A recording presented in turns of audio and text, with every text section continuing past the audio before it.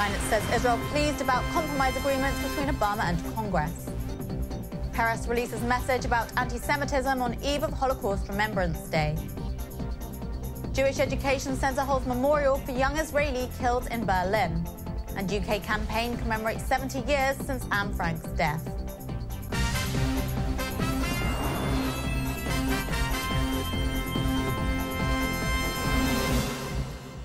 Shalom and welcome to the Jerusalem Post News. The top stories for April 15th. Intelligence Minister Yuval Steinitz said today that Israel is pleased about a compromise deal achieved yesterday between the US Congress and the administration of President Barack Obama. Obama dropped his opposition to a bill giving Congress a voice on a nuclear deal with Iran after members of his Democratic Party negotiated changes to the bill that had won strong support from both parties. Steinitz said Prime Minister Benjamin Netanyahu's speech to Congress was decisive in achieving this law. Iranian President Hassan Rouhani also responded to the move, dismissing it as a domestic matter.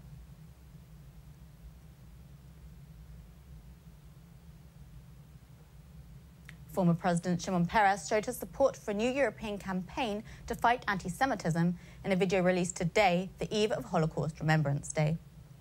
Hitler wanted us to destroy, not because we are physically strong, but because we are morally strong. We paid a high price, but we won and he is dead. To be a Jew means still to follow the moral call and keep our children Jewish. The Cantor Centre's annual report on anti-Semitism was released today, showing that anti-Semitic violence rose by nearly 40% in 2014 over the previous year. The report, prepared in cooperation with the European Jewish Congress, registered 766 violent anti-Semitic acts perpetrated with or without weapons and by arson, vandalism or direct threats against Jewish people or institutions, as well as private property. A memorial service was held yesterday for a 22-year-old Israeli who was beaten to death in Berlin last week. The Chabad Lubavitch Jewish Education Centre organised the event, attended by nearly 24 people.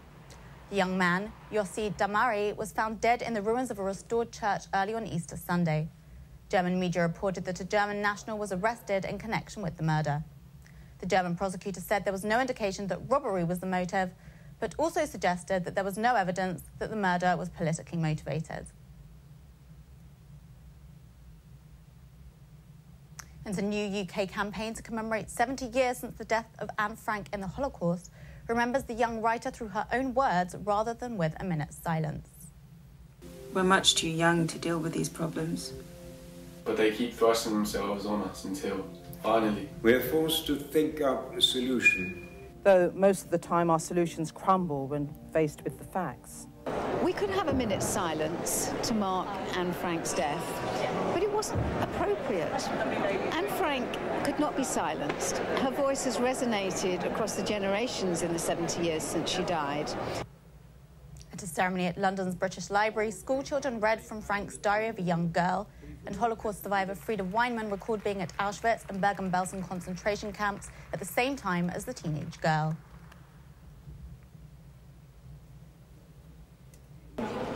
In 70 years, it doesn't seem possible. But some of us are still around, to keep the memory alive. That's it for today. We'll be back tomorrow with more news from Israel. Until then, shalom from the Jerusalem Post studios.